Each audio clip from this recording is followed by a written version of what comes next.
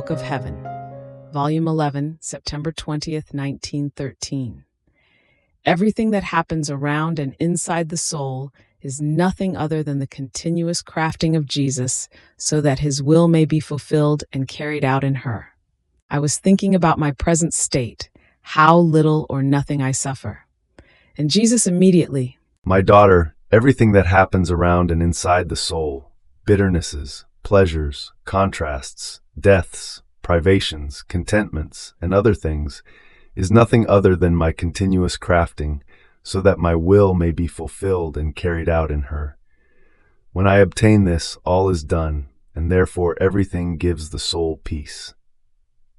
It seems that even suffering wants to stay away from her, in seeing that the divine volition is greater than it is, and that it holds in her the place of everything, surpassing everything.